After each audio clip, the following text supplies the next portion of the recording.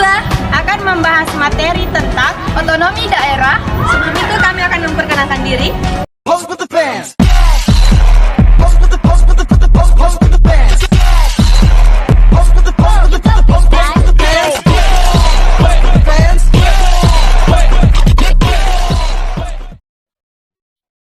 Apa sih yang dimaksud dengan otonomi daerah?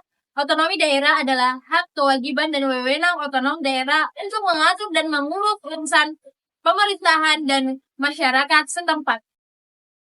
Otonomi daerah merupakan salah satu pilar penting dalam sistem pemerintahan di Indonesia, terutama sejak era reformasi. Konsep ini memungkinkan daerah untuk mengatur sendiri urusan pemerintahannya dalam kerangka Negara Kesatuan Republik Indonesia. Penerapan otonomi daerah menjadi sangat penting untuk mewujudkan pembangunan nasional yang berimbang dan meningkatkan partisipasi masyarakat dalam proses pembangunan. Berikut kami akan membahas lebih lanjut lagi tentang materi otonomi daerah. Adapun definisi otonomi daerah yaitu sebagai kewenangan daerah pengaturan urusan pemerintahan dalam negara kesatuan Republik Indonesia. Yang kedua, urus pemerintahan, desentralisasi, dekonsentrasi, dan tugas pembantuan. Yang ketiga, sebagai acuan hukum. Undang-Undang Nomor 23 Tahun 2014 sebagai pedoman utama. Adapun tujuan dari otonomi daerah, yang pertama peningkatan pelayanan, yaitu memberikan layanan publik lebih cepat dan efektif. Kedua, pembangunan daerah, yaitu mempercepat pembangunan sesuai potensi lokal. Yang ketiga, partisipasi masyarakat, yaitu mendorong keterlibatan warga dalam pembangunan. Dan terakhir, pemerataan, mewujudkan pembangunan merata antar daerah. Pelaksanaan otonomi daerah. Yang pertama, pembentukan DOB, yaitu daerah otonomi baru sebagai bagian desentralisasi. Yang kedua, transfer kewenangan, yaitu pengalihan tugas dari pusat ke daerah. Yang ketiga, pengelolaan keuangan. APBD dikelola mandiri oleh daerah. Yang keempat, keberhasilan, yaitu contoh peningkatan pendapatan asli daerah PAD. Contoh implementasi otonomi daerah yaitu ada 4. Yang pertama, pengembangan pariwisata. Inisiatif daerah tingkatan sektor pariwisata lokal.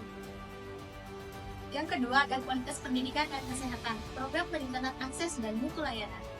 Contoh ketiga dari implementasi otonomi daerah, yaitu pengelolaan SDA. Maksud dari pengelolaan SDA adalah pemanfaatan sumber daya alam secara berkelanjutan. Adapun yang keempat yaitu investasi infrastruktur, yaitu pembangunan fasilitas untuk mendukung aktivitas ekonomi.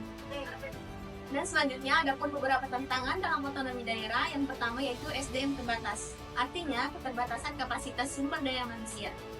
Yang kedua, korupsi, yaitu risiko penyalahgunaan wewenang dan korupsi. Yang ketiga, koordinasi, yaitu tantangan sinergi pusat dan daerah.